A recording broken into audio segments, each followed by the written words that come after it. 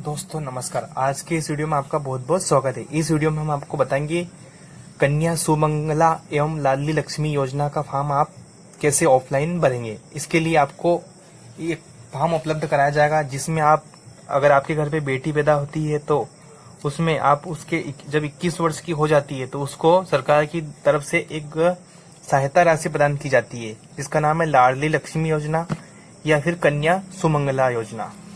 अब यहाँ पर बताया गया है लाडली लक्ष्मी योजना के अंतर्गत 6,000 का लाभ प्राप्त करने हेतु, यानी कि ये फॉर्म आपको 6,000 रुपये प्राप्त करने के लिए भरना होगा। यहाँ पर माता पिता और बालिका तीनों का जॉइंट फोटो आपको यहाँ पर लगाना है। यहाँ पर लिखा है प्रति परियोजना अधिकारी का नाम, यानी कि जो आपकी आंगनवाड़ी कार्यकर्ता है उनका नाम यहाँ पर आपको एंटर करना है। जिसके बाद में आप कौन से जिले से आते हैं उस जिले का नाम यहाँ पर आपको एंटर करना है, और यहाँ पर मध्य प्रदेश, और आप जिस राज्य से भी आते हैं तो वहाँ का फॉर्म आप अपने अपने हिसाब से LLB फॉर्म सर्च कर लेना, गूगल पे जाकर तो आपको मिल जाएगा। यहाँ पर लिखना है मैं अपनी पुत्री की बालिका, यहाँ पर बालिका का नाम एंटर करना है, और लाडली लक्ष्मी योजना में कराना चाहता हूँ, इसके लिए विवरण लिखना है आपको। यहाँ पर क्या करना है, यहाँ पर दे रखा है बालिका का नाम, यहाँ पर आपको एंटर करना है। यहाँ पर इसके बाद में बालिका का जन्म दिनांक ही आपको यहाँ पर एंटर करना है, और थर्ड वाले पे लिखा है बालिका की माता का नाम, तो आपको यहाँ पर माता का नाम एंटर कर देना है। बालिका की माता की आयु भी आपको यहाँ पर एंटर करना है। बालिका के पिताजी का नाम भी आपको यहाँ पर एंटर करना है। बालिका के पिताजी की आयु भी आपको यहाँ पर एंटर करना है। बालिका के भाई बहनों की संख्या बालिका को छोड़कर अगर हो तो आपको यहाँ पर एंटर करना है, वरना इसको यहाँ पर नील लिख देना है। इतना करने के बाद में 8वें कॉलम में बालिका की बहन या भाई का नाम अगर हो तो यहाँ पर एंटर करना है, वरना इसको भी नील कर देना है। अगर हो तो भाई बहन है तो उनका जन्म दिनांक आपको यहाँ पर एंटर करना है। क्या बालिका की बहन भी हितग्राही है? इसमें एक शर्त ये है कि एक परिवार में से एक ही बेटी का, अगर आपके परिवार में 2 बेटी है तो उनका पॉसिबल नहीं है। क्या बालिका की बहन भी हितग्राही है? यस या नो वाले ऑप्शन पर आपको क्लिक करना है।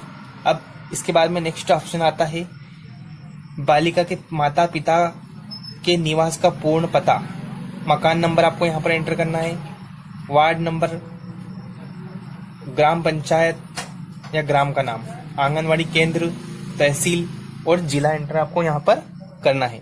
अब आंगनवाड़ी क्षेत्र में कब से निवास करते हैं, यानी कि यह जो परिवार है कितने वर्षों से यहाँ पर निवास करता है वो यहाँ पर लिखना है। जन्म से, तो यहाँ पर जन्म से पर क्लिक कर देना है। और अगर बीच में कहीं आए हुए हैं तो यहाँ पर उनके वर्ष का यहाँ विवरण आपको देना है। पोस्ट ऑफिस का नाम इसमें मेंशन करना है जिसमें राष्ट्रीय बचत पत्र क्रय किया गया हो। 14वें नंबर की कॉलम में बालिका के पिता माता में परिवार नियोजन में किसने अपनाया, तो वो भी अगर अपनाया है तो आपको यहाँ पर उसकी एंट्री करना है। परिवार नियोजन आपने अपनाया है तो उसकी दिनांक कि किस तारीख से आपने परिवार नियोजन अपनाया है। आवेदक की अनुमानित वार्षिक आय, यानी कि आप एक साल में कितने हजार रुपए कमाते हैं, 40,000, 30,000 या 50,000। क्या बालिका के माता पिता आयकर दाता है? अगर आयकर दाता है तो आप यह फॉर्म जमा नहीं करोगे। क्या बालिका के माता पिता BPL कार्ड धारक है? तो इसका यस या नो में जवाब देना है। अब सेकंड फॉर्म इसके पीछे है, हम आपको वो भी दिखाएंगे। यहाँ पर बताया गया है आवेदक का प्रमाण पत्र। अब यहाँ पर लिखा है प्रमाणित किया जाता है कि मैं आयकरदाता नहीं हूँ एवं मेरे द्वारा दिए गए उक्त सभी तथ्य सही है। अगर इन तथ्यों में से किसी भी प्रकार की कोई विसंगति या झूठ पाया जाता है तो मैं उसके लिए स्वयं ही जिम्मेदार रहूंगा। ये बालिका के पिताजी बोल रहे हैं, और मुझे प्राप्त समस्त लाभ सरकार से वापस ले लिए जाएंगे। कोई विसंगति या झूठ पाए जाने पर मेरे द्वारा किया गया आवेदन पत्र किसी भी समय रद्द किया जा सकता है। यह प्रमाणित किया जाता है कि मेरे द्वारा किसी अन्य आंगनवाड़ी से आवेदन प्रस्तुत नहीं किया गया है। यहाँ पर दिनांक लिखना है आपको, और आवेदक का नाम यानी कि उसके पिताजी का नाम, और यहाँ पर उनके सिग्नेचर करना है। अब आवेदक का घोषणा पत्र, मैं घोषणा करता हूँ या करती हूँ कि अपनी पुत्री को नियमित रूप से आंगनवाड़ी में भेजूंगा या भेजूंगी तथा उसे निरंतर पढ़ाऊंगा या पढ़ाऊंगी या लिखाऊंगी। सेकंड नंबर का ऑप्शन है, मैं घोषणा करता हूं या करती हूं कि अपनी पुत्री, यहाँ पे पुत्री का नाम लिखना है, का विवाह निर्धारित न्यूनतम आयु 18 वर्ष के पश्चात ही करूंगा। यानी कि जो लड़की है उसका विवाह अगर आप 18 वर्ष से या 12th कक्षा पास कर लेती है तो ही इस योजना का लाभ मिलेगा, वरना इस योजना का लाभ आपको नहीं मिलेगा।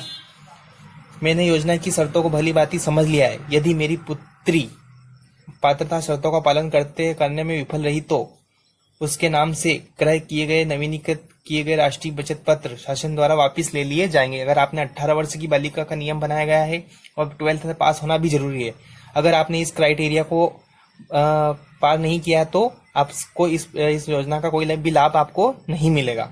बालिका की मृत्यु अथवा पात्रता शर्तों के पालन न कर पाने की स्थिति में तत्काल सूचना आंगनवाड़ी कार्यकर्ता को दूंगी। और यहाँ पर दिनांक भी आपको एंटर करना है और आवेदक का नाम, हस्ताक्षर। अब आवेदक के साथ जब आवेदन आपको करना है ऑफलाइन तो कौन कौन से डॉक्यूमेंट इसमें लगेंगे वो भी आपको यहाँ पर बता दिए गए। राष्ट्रीय बचत पत्र के लिए भरा हुआ हस्ताक्षरित आवेदन 5 प्रति में, यानी कि जो आवेदन है ना ये आपको 5 प्रति में देना है। पत्र को शासन को प्लेस करने के लिए हस्ताक्षरित आवेदन 5 प्रति में।